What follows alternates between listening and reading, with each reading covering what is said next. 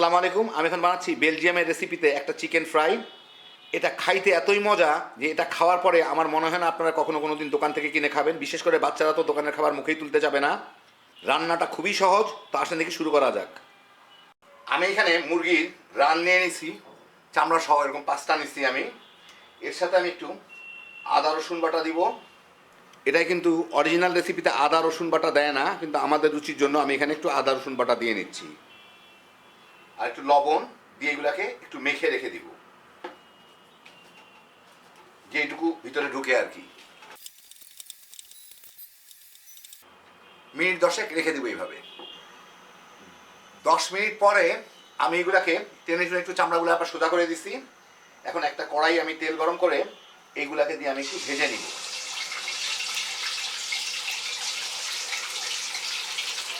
আমি এটা হাই হিটে রাখছি, একটু পরে মিডিয়ামে করে দিব, একটু বাদামি করে ভেজে নিব।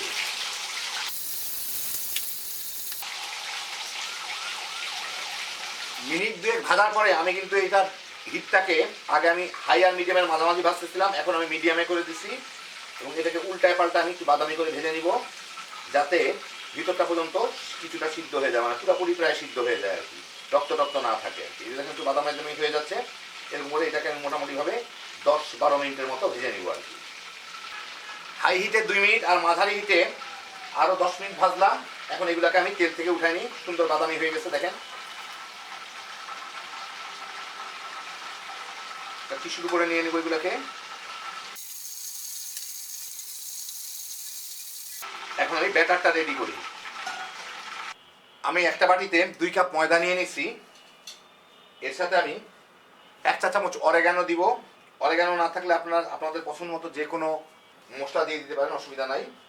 অথবা আরেকটা কাজ করতে পারেন, সেটা হচ্ছে বিভিন্ন পিজার দোকানে গেলে এরকম ছোট ছোট প্যাকেট দেয় ইটালিয়ান সিজনিং, ওইগুলোও দিয়ে দিতে পারেন।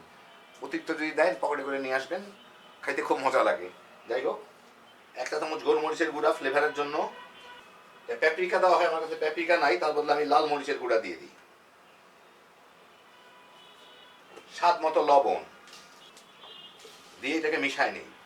আপনারা একটু স্পাইসি করতে চাইলে গরম মশলার গুঁড়াও দিতে পারেন এর সাথে।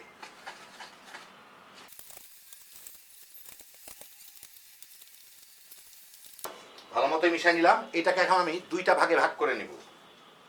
অর্ধেকে এটা রাখবো, অর্ধেক আরেকটার মধ্যে নিয়ে যাব। আমি এখন অর্ধেকটা যে ময়দা মাখায় রাখলাম ওইটা নিয়ে ওর মধ্যে আমি এখন একটা ডিম দিব। আর এর সাথে সামান্য একটু পানি দিয়ে আমার ঘন একটা ব্যাটার তৈরি করে নিতে হবে, বেশ ঘন একটা ব্যাটার।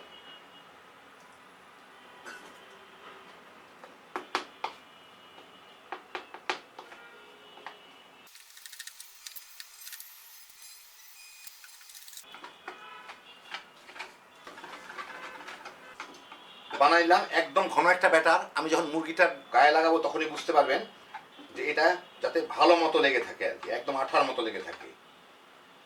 এখন আমি বাকি ময়দাটুকুর সাথে অল্প অল্প করে পানি দিয়ে এইভাবে একটু মুচড়ায় মুচড়ায় ছোট ছোট দানা দানা করে নিবে। দেখেন সুন্দর সুন্দর দানা দানা হয়ে যাচ্ছে, এই যে এরকম, এই যে দেখেন, এই যে এরকম এরকম একটু পানি দিয়ে ইয়ে করলেই হবে। খুব বেশি পানি না, অল্প অল্প করে দিতে হবে। দিয়ে তারপরে এগুলোকে এভাবে ঝুড়া ঝুড়া করে বানিয়ে নিতে হবে। যেগুলো হয়ে গেছে এগুলো একটু পাশে সরায় রাখি, রেখে আবার এই জায়গাগুলোতে পানি দিয়ে আমি এরকম বানাই নিই।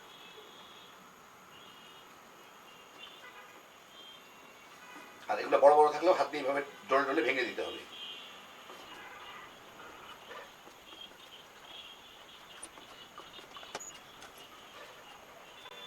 হ্যাঁ দেখেন, বেশ ঝুড়া ঝুড়া করে বানিয়ে নিলাম আমি।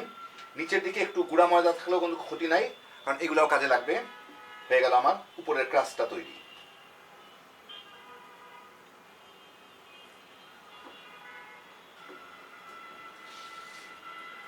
বড় বড় থাকলে যতদূর সম্ভব ছোট ছোট করে দিলেই হয়ে গেল। এখন আমি এই মুরগির পিসগুলোকে নিয়ে প্রথমে এই ব্যাটারটার মধ্যে ভালো মতো চুবাই নেব। ভালো মতো ব্যাটারটা লাগে একটু মোটা করেই। তারপরে এখান থেকে উঠায় এইটার মধ্যে দিয়ে কোট করে নেব,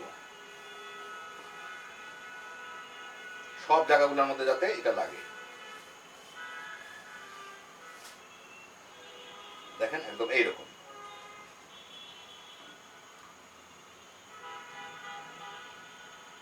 সবগুলাকে আমি এরকম করে কোট করে নিব।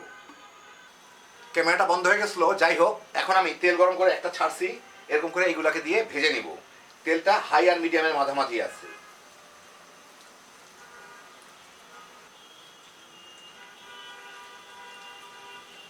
তিন চার মিনিট পরে আমি এগুলাকে একটু নেড়ে দিব। এখন নাড়লে ক্ষতি না, এখন খুলে যাবে না।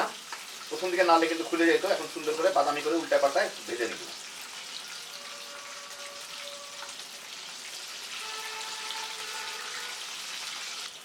পছন্দ মতো বাদামি করে ভেজে এটা কিন্তু আরেকটু পরে আরেকটু ডিপ হয়ে যাবে। আমি এগুলোকে তেল থেকে উঠাই নিব একটা টিস্যুর উপরে। দেখেন এগুলো কত সুন্দর ভাজা হয়, একদম মচমচে।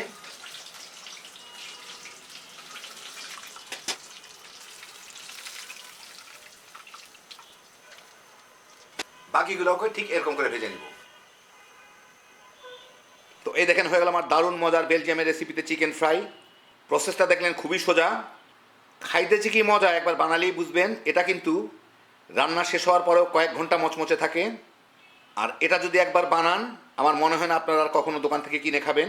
বিশেষ করে বাচ্চারা তো দোকানেরটা মুখেই তুলবে না। খালি বানাইবেন, পোলাপান লয়ে তামা করে খেয়ে ফেলাইতে পারবেন। একদমই সহজে হ্যাপি জোশের একটা আইটেম। আপনার এক কামড় খেয়ে ভিতর দিকটা দেখাই।